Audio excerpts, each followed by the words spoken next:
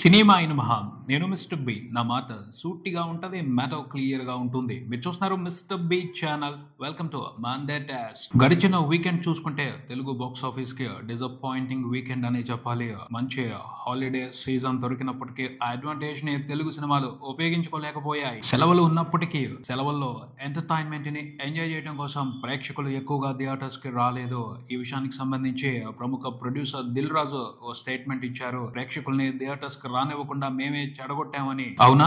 నిజమా? తెలుగు ఫిల్మ్ ఇండస్ట్రీనే ప్రేక్షకుల్ని చెడగొట్టిందా? కాదు, కానే కాదు. అందులో వేరే నిజం ఉంది. దాని లెక్క తేలుద్దాం. దిల్ రాజు స్టేట్మెంట్ కి మరో ప్రొడ్యూసర్ బన్నీ వాసు ఎక్స్టెండెడ్ వివరణ ఇచ్చారు. ఫిల్మ్ ఇండస్ట్రీలో ఐక్యత లేకపోవటమే, అందరూ ఒక మాట మీద లేకపోవటం కారణంగానే ప్రస్తుతం తెలుగు స్టేట్స్ లో థియేటర్స్ పరిస్థితి అధ్వానంగా ఉంది అని చెప్పుకొచ్చారు. 4 వారాలకే ఓటీటీలో సినిమాని రిలీజ్ చేసేలాగా ప్రొడ్యూసర్స్ ఆత్రపడుతున్నారు. 4 వారాలకే ఇంట్లో టీవీలో వచ్చేస్తున్న సినిమా కోసం థియేటర్ కి ఎందుకు రావాలి అని ప్రేక్షకులు థియేటర్స్ కి రావటం మానేశారు అని మాట్లాడారు. హిందీలో అయితే పరిస్థితి ఇలా లేదు. మల్టీప్లెక్స్ లో స్ట్రిక్ట్ రూల్స్ ని యూనిటీగా అమలు చేస్తున్నాయి. ప్రతి హిందీ సినిమా 8 వారాల తర్వాతే ఓటీటీలో రిలీజ్ అవ్వాలి, లేకపోతే ఆ సినిమాల్ని రిలీజ్ చేయమని అల్టిమేటం ఇచ్చారు. దానికి కట్టుబడి ఉన్నారు. సో హిందీ సినిమాలు డైరెక్ట్ గా థియేటర్స్ లోకి వస్తే 8 వారాలు ఆగుతున్నాయి, లేకపోతే థియేటర్ రిలీజ్ ని స్కిప్ చేసి డైరెక్ట్ గా ఓటీటీలో రిలీజ్ అవుతున్నాయి. అలాంటి పరిస్థితి తెలుగులో లేదు. అందుకనే ప్రేక్షకులు థియేటర్స్ కి దూరం అవుతున్నారు అని చెప్పుకొచ్చారు. పోతే ఇక్కడ ప్రేక్షకుల వైపు నుండి అయితే ఎటువంటి ప్రాబ్లం లేదు. ఇక్కడ ప్రొడ్యూసర్సే, ముఖ్యంగా తెలుగు ప్రొడ్యూసర్సే వాళ్ళ బంగారు బాతుని కోసేసుకున్నారు. ప్రేక్షకుల్ని ఎవరు చెడగొట్టలేదు, చెడగొట్టలేరు కూడాను. ఇక్కడ ప్రొడ్యూసర్స్ వాళ్ళ బిజినెస్ ని వాళ్లే చెడగొట్టుకున్నారు. సినిమాలతో బిజినెస్ చేసే వాళ్ళు వస్తుంటారు, పోతుంటారు. సినిమా శాశ్వతం. సినిమా మీద ప్రేక్షకుల ఆసక్తి శాశ్వతం. ప్రేక్షకులకి సినిమా మీద ఆసక్తి ఉంది కాబట్టి సినిమా ఎంత డిజాస్టర్ అయినా ఓటీటీలో రిలీజ్ అయితే ఇంట్లో టీవీలో ఒకసారి ఖచ్చితంగా చూస్తున్నారు. సినిమా కూడా ఎన్ని రూల్స్ అండ్ రెగ్యులేషన్స్ వచ్చినా ఏదో ఒక రూపంలో ప్రేక్షకుల దగ్గరికి వెళ్తానే ఉంటది. సినిమా ప్రేక్షకుల బంధాన్ని ఎవరో విడదీయలేరు. సినిమాతో బిజినెస్ చేసే వాళ్లే అత్యాశకు పోయి ఆగమవుతా ఉంటారు. అది వాళ్ళ ప్రాబ్లమే గానీ సినిమా ప్రాబ్లం కాదు, ప్రేక్షకుల ప్రాబ్లం అంతకంటే కాదు. కంటెంట్ లో వర్త్ ఉన్న సినిమా కోసం ప్రేక్షకుడు ఖచ్చితంగా థియేటర్ కు వస్తాడు. కంటెంట్ లో వర్త్ లేని సినిమా కోసం టైం ని ఎందుకు వేస్ట్ చేసుకోవాలి, డబ్బుని ఎందుకు వేస్ట్ చేసుకోవాలి అని ప్రతి ప్రేక్షకుడు ఆలోచిస్తాడు. అందులో న్యాయం ఉంది. ఏదో రకంగా సినిమాని సేల్ చేసేయాలి, ఏదో రకంగా లాభాలు తెచ్చుకోవాలి అని వర్త్ లేని కంటెంట్ తో సినిమాలు తీసి ప్రేక్షకులు థియేటర్స్ కి రావటం లేదు అని ముసలి కన్నీళ్లు పెట్టుకోవడం మాత్రం సరైన బిజినెస్ టెక్నిక్ అయితే కాదు. నీతిగా నిజాయితీగా వ్యాపారం చేసే ఏ బిజినెస్ మ్యాన్ ని వినియోగదారుడు ఎప్పుడు మోసం చేయడు. ఈ మధ్యన టికెట్ రేట్లు బాగా తగ్గించారు. అయినా ఆ సినిమాల్ని చూడటానికి థియేటర్స్ కి ప్రేక్షకులు రాలేదు. కల్కి మూవీ కోసం టికెట్ రేట్లు పెంచారు, అయినా వచ్చారు, సినిమాని ఎంజాయ్ చేశారు, మంచి కలెక్షన్స్ ఇచ్చారు, రికార్డు బ్రేకింగ్ కలెక్షన్స్ ఇచ్చారు. థియేటర్ కు వచ్చి చూడటానికి ఆ సినిమాలో వర్త్ ఉందా లేదా అని పర్ఫెక్ట్ గా అంచనా వేస్తున్నారు ప్రేక్షకులు.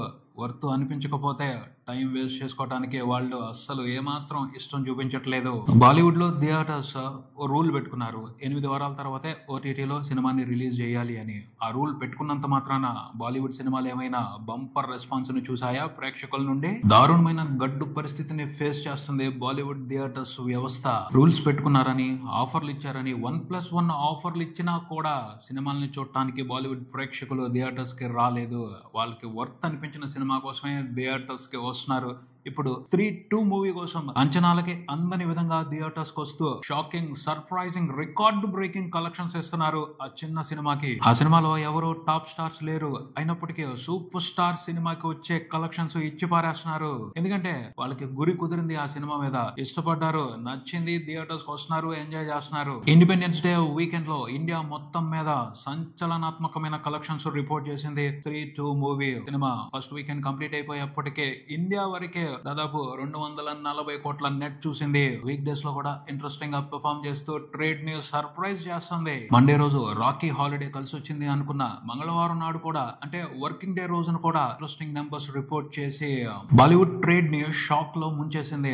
6 రోజుల టోటల్ ఇండియా వరకు కలెక్షన్స్ నెట్ చూస్తే 270 కోట్లు దాటింది. ఎక్స్టెండెడ్ ఫస్ట్ వీక్ లో సినిమా 300 కోట్లకు పైన నెట్ చూసే పరిస్థితి కనబడుతుంది. 2024 సంవత్సరానికి సంబంధించి కల్కి Hindi Hindi version collections top collections గా ఉన్నాయి హిందీ ఫిల్మ్ ఇండస్ట్రీలో.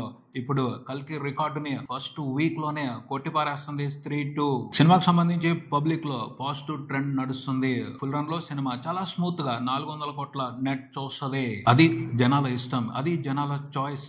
అలాంటి ఇంట్రెస్ట్ ని సినిమాతో ప్రేక్షకుల్లో క్రియేట్ చేయాలి. ఆ తర్వాత వాళ్ళు ఇవ్వాల్సింది వాళ్ళు ఇచ్చి పడేస్తారు. ఆ మాదిరి గురి తెలుగు సినిమాల మీద తెలుగు ప్రేక్షకులకి కుదరలేదు. అందుకనే ఇండిపెండెన్స్ డే వీకెండ్ చాలా డిసప్పాయింటింగ్ గా ముగిసిపోయింది తెలుగు ఫిల్మ్ ఇండస్ట్రీకి సంబంధించి. డబుల్ స్మార్ట్, మిస్టర్ బచ్చన్ ఈ 2 సినిమాలకు సంబంధించి తెలుగు ప్రేక్షకులు మంచి అంచనాలే ఏర్పరచుకున్నారు. కాకపోతే కంటెంట్ కరెక్ట్ గా లేకపోవడంతో నిరాశపడ్డారు. సో వీకెండ్ లోనే ఆ సినిమాల గురించి పట్టించుకునే అవకాశం తీసుకోలేదు ప్రేక్షకులు. దాని మూలంగా 2 సినిమాలు కూడా బీభత్సమైన నష్టాలని ఫేస్ చేయాల్సిన పరిస్థితి ఏర్పడింది.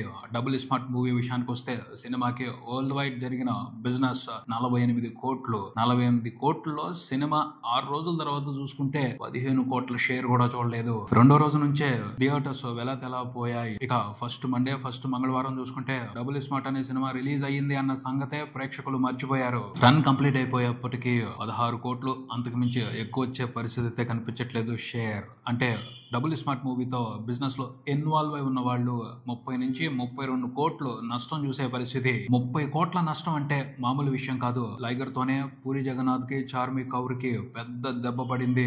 ఇది దెబ్బ మీద దెబ్బే అని చెప్పొచ్చు. ఈ నష్టానికి సంబంధించి అయితే ప్రేక్షకులది తప్పు కాదు. ప్రేక్షకులైతే ఆసక్తిగానే ఉన్నారు సినిమాని ఎంకరేజ్ చేయాలి అని. వర్త్ లేని కంటెంట్ తోనే డిసప్పాయింట్ చేసి ప్రేక్షకులు సినిమా గురించి మర్చిపోయేలాగా చేశారు. ఫస్ట్ వీకెండ్ లోనే చాలా దారుణమైన విషయం అది.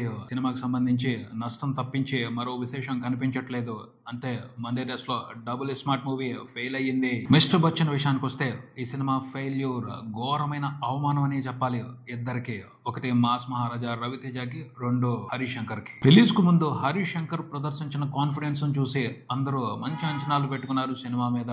పోతే బొమ్మ బయటకు వచ్చిన తర్వాత అర్థమైంది ఆయన షో చేశాడు, అంతకుమించి ఏమీ చేయలేదు అని. ప్రేక్షకుల్ని ఏమార్చాలని ప్రయత్నించిన హరిశంకర్ కి తిరిగి రిటర్న్ గిఫ్ట్ గట్టిగానే ఇచ్చారు.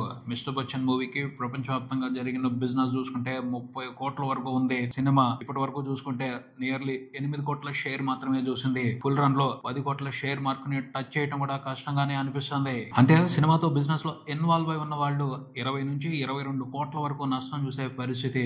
30 కోట్ల బిజినెస్ లో 20 కోట్ల నష్టం అంటే దారుణమైన అవమానమే కదా. సినిమాని తీసిన నిర్మాత ఓటీటీ రైట్స్, ఆ రైట్స్, ఈ రైట్స్ అంటూ ఎంతో కొంత సేఫ్ అవుతాడు. సినిమాని థియేటర్స్ లో రిలీజ్ చేసిన డిస్ట్రిబ్యూటర్స్ భారీగా నష్టపోయే పరిస్థితి. పోతే ఒక వార్త నడుస్తుంది, మిస్టర్ బచ్చన్ ప్రొడ్యూసర్ డిస్ట్రిబ్యూటర్స్ కి కొంత నష్టపరిహారం ఇచ్చే ఆలోచనలో ఉన్నారు అని. అలా జరిగితే డిస్ట్రిబ్యూటర్స్ అదృష్టవంతులే. ఏదేమైనప్పటికీ థియేట్రికల్ రన్ పరంగా సినిమాతో బిజినెస్ లో ఇన్వాల్వ్ అయి ఉన్న వాళ్ళు భారీగా నష్టాలు చూసే పరిస్థితే. కాబట్టి మండే టెస్ట్ లో మిస్టర్ బచ్చన్ ఫెయిల్ అయ్యింది. ఇక ఇండిపెండెన్స్ డే వీకెండ్ లోనే రిలీజ్ అయిన Chiyaan Vikram Thangalaan movie box office దగ్గర మిక్స్డ్ రెస్పాన్స్ చూస్తుంది. అంటే ఈ సినిమా ఓ ఎక్స్పెరిమెంట్. సో ప్రేక్షకులు ఆ ఎక్స్పెరిమెంట్ ని రిసీవ్ చేసుకోవడంలో కన్ఫ్యూజ్ అవుతున్నారు. క్లియర్ గానే అర్థం అవుతుంది.